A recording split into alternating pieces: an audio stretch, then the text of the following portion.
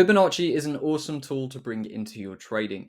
With Fibonacci, you'll be able to avoid a lot of bad losses that you wouldn't have otherwise seen. You'll be able to take a lot more high probability, high reward trades, and you will be trading with more confidence and clarity and a deeper understanding of what is going on in the market, which in turn is going to bring you better results long term. So in this class, I'm going to show you everything you need to know about Fib, from plotting Fibonacci all the way through to the different ways that you can use it to start taking better trades. So what is the Fibonacci retracement? Well, when we use the Fibonacci retracement tool, we are going to be presented with a bunch of numbers. And each of these measures a specific size of pullback in the market. So when we are looking at a market that is moving up, for example, if we wanted to buy this market, it would not be optimal to buy this high up in a move. Because if we wanted a safe stop loss under the low, we're going to have a huge stop. The profits we make on this trade are not going to be as big as they could be. So we can actually use this Fibonacci retracement tool to plot the swing low to the swing high. And this is how we are always going to use Fibonacci. Once we've plotted the swing low and the swing high using our Fibonacci retracement tool, we now see these levels as potential areas for the market to pull back to. So we can actually use these levels to get better entries. Rather than buying at the high of a movement, we could now place our buy orders on one of these levels. And then when the market comes back to them, we will be triggered in, which will give us a better entry for our position. But obviously, with so many fib levels to retrace to, with so many different options available, how do we know where exactly our buy order should be? Well, that's what I'm going to be teaching you just now with two different theories. And first of all, we'll start out by talking about the discount premium Fibonacci theory.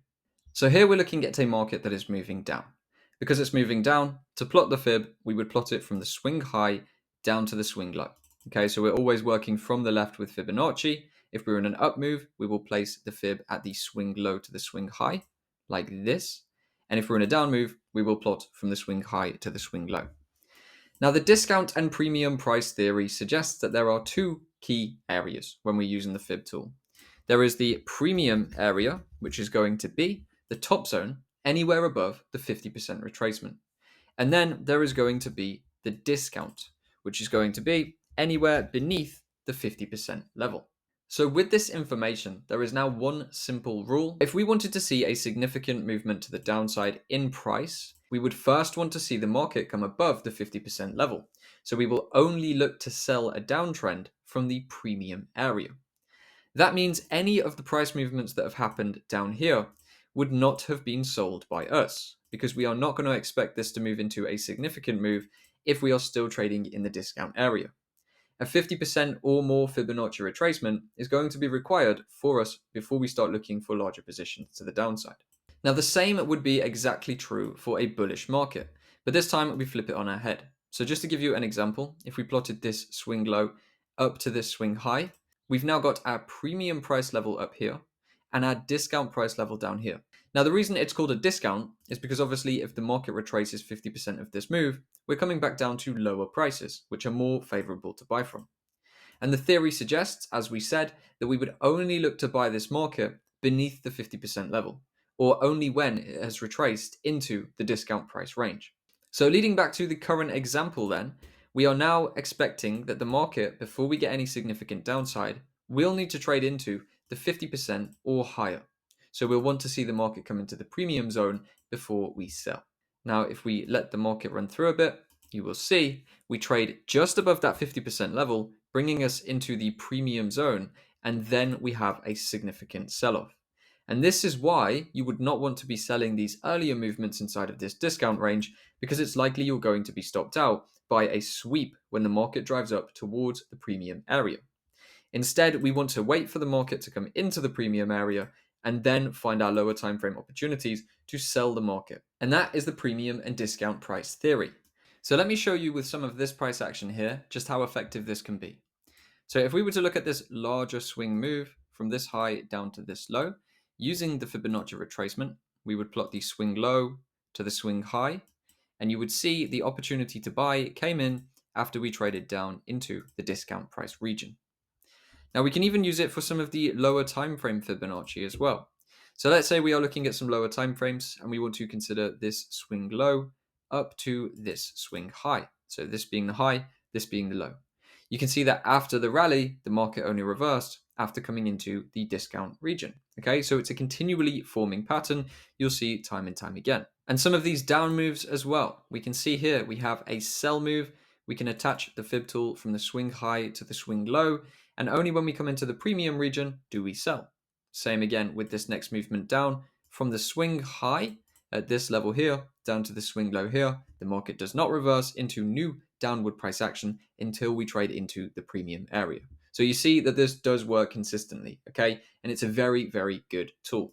Now, there are going to be some examples where it doesn't work. We have one where the market did not manage to retrace to the 50%. Remember, trading is a game of probabilities. Nothing works every single time, but this does work the majority of the time. All right, so one of the big problems and the big questions with Fib is how do we select which level to choose from? Which one of these levels should we use? Should it be the 61, the 78, the 1, or anywhere in between? So I have what I call the Golden Zone. This is just the name for the best reaction point inside of the Fibonacci sequence. Now the levels I use are not particularly default, but these are through my own extensive testing over the many years I've been trading and my own performance in backtesting and live trading as well. This is the best region for me. This is the best region that I would suggest you to start using and start practicing with to see whether you agree. So the level that I like is between the 0.71 and the 0.88 fib levels. So this area here is the golden zone. This is the highest probability area for the market to react between the 71 and 88% fib. And in fact, for the majority of the trading I do nowadays, I'm only going to be taking entries if they come from the 71 to 88 area. Now, if your trading strategy is different, of course, you can keep in mind that premium discount theory we discussed and making sure you only trade from a retracement past the 50% level.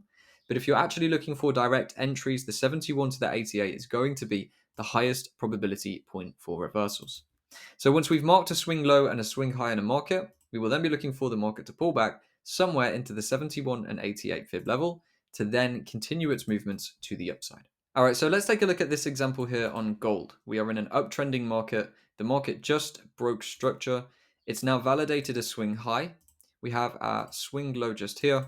If we use our Fibonacci tool to mark the low to the high, we can see that our golden zone is going to be situated between this level and this level just here. So this is where we want to see reversals take place. Now, what we could do for our trades is place an entry order within this area. Now, for this specific setup, I would actually favor the 78. I'll show you why. So just below where we mark the fib, we have this doji candle, this indecision candle. This is what we would call a demand zone. Okay, it's a consolidation area before a large upward move in price. I'm going to teach you more about this in a bit. If the market comes back to a demand zone, I'm going to be looking for buys from there. So because the 71 level is above this demand, but the 78 sits just around the top of the demand, the 78 would be my entry for this position. So I would not be looking for reversals anywhere higher up than this 71 to 88 area, okay? And then we can start to bring in other confluences. I'm going to teach you more about that later if we want to, like that demand zone, to add confidence. But the simple fact is, any trade I take will be coming from between the 71 and 88 level. So using that 78.6, that nice midpoint for an entry there, you can see the market comes down, taps in, and then we see the more significant reversal, okay? So you see we get the retest between that 71 and 88, and then the real market move begins. Now let's even take a look inside of the trending structure here. We could have had some potential opportunities to buy. So after we retested the low here, we came up, we formed a high, we came down, we formed a higher low, we came up, we formed a higher high. So if we use this small internal structure from this low up to this high for a potential confirmation entry after the fact, we can see there is opportunity between the 71 and 88 fib levels there for a buy. And your buy could have looked something like this, with your entry on the 71 stops beneath the low. Now, once again, you will see a very similar format. So we have this swing low to this swing high. If we plot our fib levels here, we are going to see the market came into the 71 to 88 reversal area. So you can see just there, that golden zone was retested before the movement away. All right. So you can see how effective this is. This is the golden zone. This is the market trading into it. This is the new buy commencing. We saw the golden zone retest here. We saw it here on this lower time frame. We saw it here on the lower time frame again. And then there were really no more pullbacks for us to actually mark fib on at all. Now, this Fibonacci stuff is not just for low time frame trading. You can do this for huge position trades as well. That is because Fibonacci is a fractal concept, which means it comes up just as clearly on the weekly and monthly as it would on the 1 minute and 5 minute. So when we mark the swing high to the swing low of this huge movement in Euro USD through from 2018 to 2020, we can see when the market pulled back, it was the 71 to 88 fib region of which this reversal started to take place. And then take a look at this. After we had this sell-off from that high time frame weekly 71 to 88 golden zone, we can mark the swing high to the swing low, and you will see that the second significant reaction took place perfectly within that 71 to 88 fib region. So you would have used this higher time frame fib to find the initial entry area, and then you could use this lower time frame fib on the smaller trend here to identify the prime entry point. All right, and here's a market where we've just had a break from lower lows and lower highs into higher highs and higher lows. Now we're looking for an entry opportunity. Now, to identify a good entry, we could use our Fibonacci tool. We've got a swing low and now a validated swing high just up here. We have that golden area, the 71 to 88 fib region. If the market can pull back into that zone, that is where we would look to buy from. So what we could do is use the 71 for our entry. We could put stops below the zone, and then we could have our targets up into wherever we wanted them. And now, having allowed the market to do its thing, we saw the market return to the 71 to 88 golden zone before getting that drive away. So you can see continually, this is a very good way to trade. Now, I want to quickly show you this.